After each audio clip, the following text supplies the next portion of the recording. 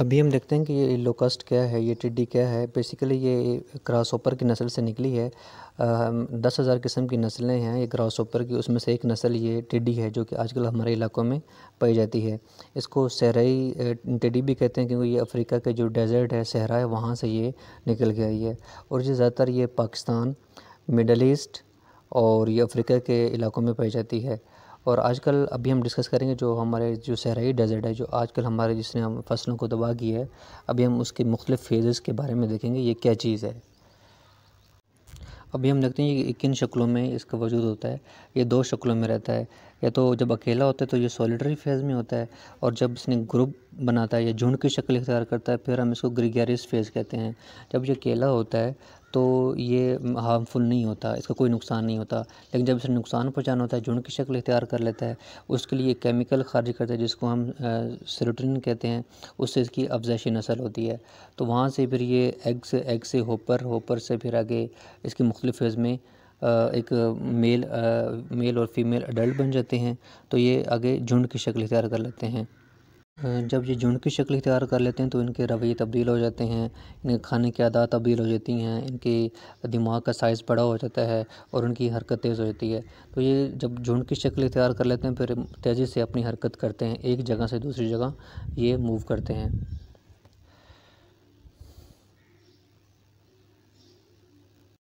ابھی ہم دیکھتے ہیں کہ ایک دن میں یہ میکسیمم کتنا نقصان پہنچا سکتے ہیں۔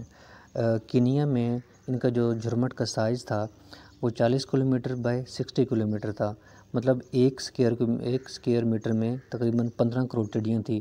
تو اتنا سائز ہو تو یہ ایک دن میں 35,000 بندوں کا کھانا کھا سکتی ہیں۔ تو لیکن جو اب سائز پاکستان میں ہے اس کا سائز کم ہے، تو یہ ایک دن میں کم سے کم 2500 سے 3500 بندوں کو ایک دن میں کھانا کھا سکتی ہیں۔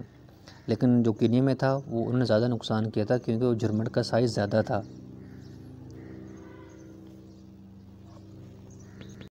جی ابھی ہم دیکھتے ہیں کہ یہ کتنی پرانی ہے۔ حضرت عیسیٰ کی پیدائش کے تقریباً 2400 سال پہلے جو قدیم مصریوں کا زمانہ تھا اس وقت پہ جو مقبرے تھے اس پہ اس کی خطاطی کے آثار نظر ہیں، ان پہ اس کو نقش کیا گیا ہے۔ اس کے علاوہ یہ جو ہے بائبل میں بھی اس کا ذکر ہے اور قرآن پاک میں بھی اس کا ذکر ہے۔ قرآن پاک کی جو سورت ہے سورۃ القمر، اس کی آیت نمبر 7 اور 8 میں اس کا ذکر ہے، اور صحابہ نے جو روایت کی ہے کہ یہ کھانا حلال ہے۔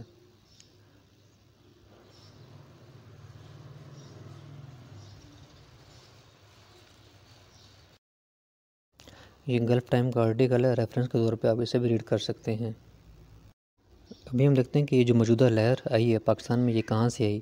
اصل میں یہ افریقہ میں 2019 کے اینڈ میں دسمبر میں وہاں پہ بارشیں بہت زیادہ ہوئی، اچھا خاصا وہاں پہ سیلابی شکل اختیار کی، تو وہاں پہ اس کو ماحول سازگار ہوا تو وہاں پہ اس کی بریڈنگ ہوئی، تو وہاں سے یہ ایسا ایسا موو کرتے ہوئے سعودی عرب کے علاقے میں داخل ہوئی، مسقط اور ایران میں داخل ہوئی، اس کے بعد ایٹ دی اینڈ یہ پاکستان میں اپریل میں یہ انٹر ہوئی۔ جی ابھی ہم دیکھتے ہیں کہ ہم ان کو کس طرح بھگا سکتے ہیں یا مار سکتے ہیں۔ ایک تو یہ کہ ہم پیسٹی سائیڈ اور انسیکٹی سائیڈ کا سپرے کریں، یہ جس طرح ہم دیکھ سکتے ہیں کہ محکمہ زراعت کی ٹیم ہے یہ تحصیل میلسی میں یہ سپرے کر رہی ہے، اور یہ سپرے یہ کیمیکل ہے جو کہ ایز اے کیمیکل یوز کیا جاتا ہے سپرے کرنے کے لیے، اور یہ کینیا میں دکھایا جا رہا ہے کہ کس طرح ان لوگوں نے سپرے کیا، ڈفرینٹ کیمیکل یوز کیے اس کو کل کرنے کے لیے۔ اور یہ ڈپٹی کمشنر لکی مروت کی طرف سے جو ایک آپریشن کیا گیا لکی مروت میں، یہ وہ دکھایا جا رہا ہے۔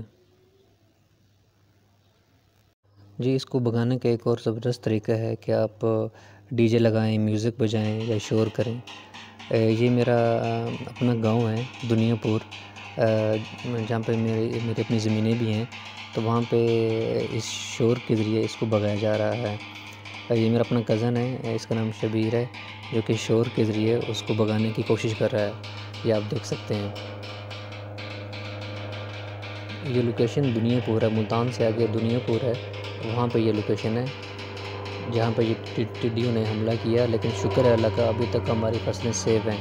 ابھی تک کوئی ایسا کوئی نقصان نہیں ہوا۔ یہ آپ دیکھ سکتے ہیں کہ اس طرح وہ شور کر رہا ہے، اور جس سے وہ ٹڈیوں کا مطلب ٹڈیاں اس شور کی وجہ سے اس جگہ پہ بیٹھ نہیں سکتی، کیونکہ اگر ایک دفعہ بیٹھ گئی تو انہوں نے انڈے دینے شروع کر دینے ہیں، اور یہ میکسیمم 8 دنوں کے اندر یہ انڈے دے سکتی ہیں۔ اگر 8 دن یہ بیٹھ گئی تو انہوں نے انڈے دینے شروع کر دینے ہیں۔ جی ابھی اس کا ایک زبردست حل نکالا ہے۔ اوکاڑا میں ایک سول سرونٹ ہے محمد خورشید، جو کہ فوڈ سیکورٹی ڈپارٹمنٹ میں ہے، اور جوہر علی ایگریکلچر ڈپارٹمنٹ سے انہوں نے کسانوں کو آفر دی ہے کہ آپ ہمیں یہ چڑیاں پکڑ کے لا دیں تو پر کے جی آپ کو 20 روپے ملیں گے۔ تو اس سے یہ ہوا کہ کیونکہ یہ جو چڑیاں ہیں ایز اے چکن فیڈ استعمال ہوتی ہیں، اس سے یہ ہوا کہ ہمیں باہر سے جو ہم سویابین منگواتے ہیں مرغی کی خوراک ہے، تو ہمیں وہ باہر سے منگوانی نہیں پڑے گی۔ اس سے پھر پاکستان کو ریونیو میں بھی اضافہ ہوگا۔ تو اب یہ کسان یہ ڈفرینٹ علاقوں میں نیٹ لگا کے اس کو پکڑ رہے ہیں۔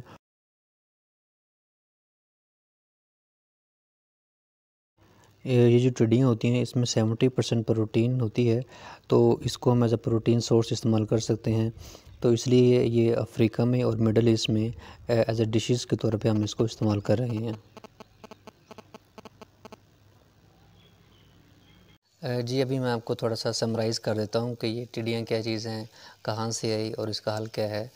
تو یہ ٹڈیاں یہ کوئی نئی چیز نہیں ہے، قدیم زمانے سے اس کا ایک وجود ملتا ہے۔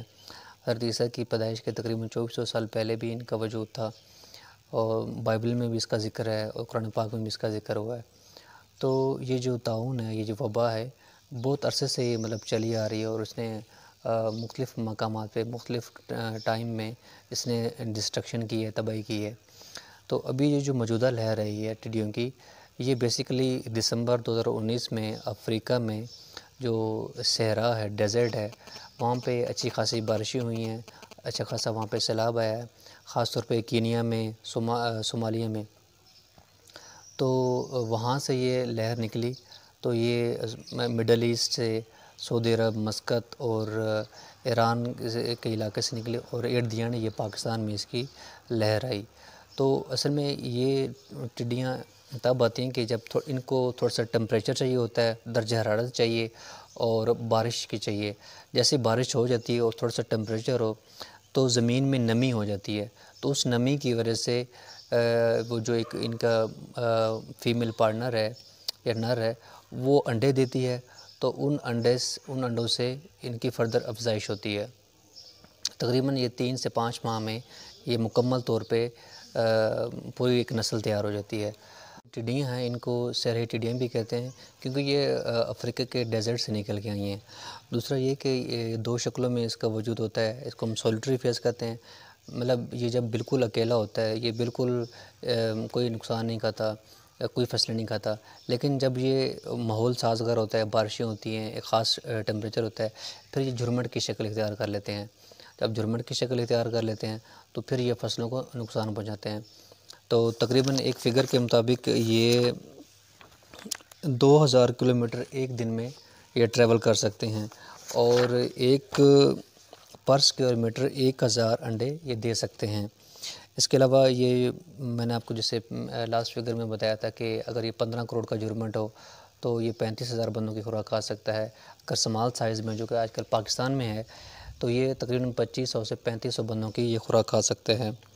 اور یہ جو ان کی ایک فیمیل پارٹنر ہے، جو فیمیل ہے، وہ 80 to 90 ایگز ایک دن میں دیتی ہے۔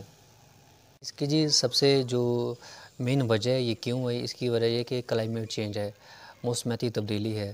تو گرمی کے موسم میں جو بارشیں ہوتی ہیں تو اس سے ان کا آنے کا چانس زیادہ ہو جاتا ہے، کیونکہ وہ ماحول سازگار ہو جاتا ہے۔ جو ان کا فیمیل پارٹنر ہے وہ انڈے زیادہ دینا شروع کر دیتی ہے، جس سے ان کی افزائش نسل تیز ہو جاتی ہے، اور یہ جھرمٹ کی شکل اختیار کر لیتے ہیں اور یہ فصلوں کو نقصان پہنچاتے ہیں۔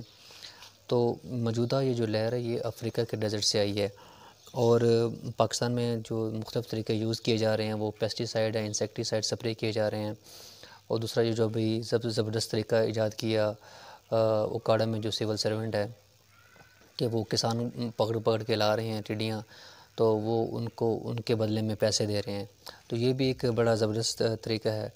تو میں گورنمنٹ آف پاکستان سے ریکویسٹ کرتا ہوں کہ یہ زراعت جو ہماری ہے وہ ریڑھ کی ہڈی ہے. بے شک اب انڈسٹریل ریولوشن آ گئی ہے، انڈسٹری لگ گئی ہیں، فیکٹری لگ گئی ہیں، حکومت کا فوکس اب فیکٹری کی طرف زیادہ ہوتا ہے اور جو چیزیں سروس دے رہی ہیں ان کی طرف زیادہ ہوتا ہے. لیکن میں گورنمنٹ سے ریکویسٹ کرتا ہوں کہ پلیز آپ زراعت کی طرف زیادہ توجہ دیں، فوکس کریں، خاص طور پہ جنوبی پنجاب میں اور سندھ کے علاقوں میں. کیونکہ ابھی دیکھا کہ کرونا کے جو حالات تھے وہاں پہ سب سے زیادہ جو مین چیز ہمارے کام آئی وہ ہماری بیسک نیڈ کی خوراک تھی کہ ہمیں پھل سبزیاں یہ ہمیں ٹائم پہ ملتی رہیں. تو اگر ہمارا ان چیزوں پہ فوکس نہیں ہوگا، گورنمنٹ کی پرائورٹی نہیں ہوگی ان کو پروٹیکٹ کرنا، کسانوں کو پروٹیکٹ کرنا، ان کو تحفظ فراہم کرنا، ان کو آسان قرضے دینا، تو یہ جو ہماری زراعت ہے یہ پھر بیٹھ جائے گی. تو میں گورنمنٹ آف پاکستان سے ریکویسٹ کرتا ہوں کہ پلیز آپ ہمارے کسانوں کا خیال رکھیں، ان کے قرضے معاف کریں، اور خاص طور پہ وہاں پہ جو بجلی کا ریٹ ہے وہ یونٹ میں تھوڑا آپ کمی لائیں، وہ ریٹ کم کریں تاکہ اور جو وہاں پہ کھاد ہے اور جو بیج ملتے ہیں ان کا ریٹ ذرا آپ کم کریں، اور جو مشینری ہے ملتی ہے ان کا ریٹ آپ تھوڑا کم کریں، ان پہ ٹیکسز کم لگائیں تو تاکہ کسان ہمارا اٹھ سکے دوبارہ. اس ٹائم جو کسانوں کی حالت ہے میں تو خود جانتا ہوں، میرا اپنا تعلق پیچھے گاؤں سے ہے، میں اچھی طرح جانتا ہوں کہ زراعت کا بہت برا حال ہے. پانی موجود نہیں ہے وہاں پہ، اور آلریڈی جو وہاں پہ مافیا بیٹھا ہوا ہے وہ اچھے خاصے ان کسانوں کو تنگ کرتے ہیں. جب کپاس آتی ہے تو کپاس سیل نہیں ہوتی، جب گندم آتی ہے گندم موقع پہ سیل نہیں ہوتی، تو کسان اس ٹائم بہت بری حالت میں ہیں. تو میں خاص طور پہ پی ٹی کی گورنمنٹ سے ایک ریکویسٹ کرتا ہوں کہ پلیز آپ کسانوں کا سہارا بنیں، ان کا خیال کریں، کیونکہ یہ زراعت جو ہے ہماری مین ریڑھ کی ہڈی ہے. کتنا بھی مشکل حالات ہو، یہ فیکٹریاں بند ہو جائیں کرونا وائرس کی وجہ سے، لیکن ہمیں ایٹ لیسٹ یہ جو لائن ہے فوڈ سیکورٹی والی، یہی زراعت ہی پوری کر رہی ہے. آپ کو دیکھیں کرونا کے حالات میں بھی آپ کو پھل سبزیاں آپ کو موقع پہ ملتے رہیں. تو انشاءاللہ میں امید کرتا ہوں کہ گورنمنٹ آف پاکستان اس پہ ضرور اپنا کوئی عمل پیش کرے گی، اور جلدی سے جلدی یہ جو ٹڈی دل کا جو حملہ ہوا ہے اس کے لیے ایک خاص عمل طے کرے گی. تھینک یو جی، اللہ حافظ.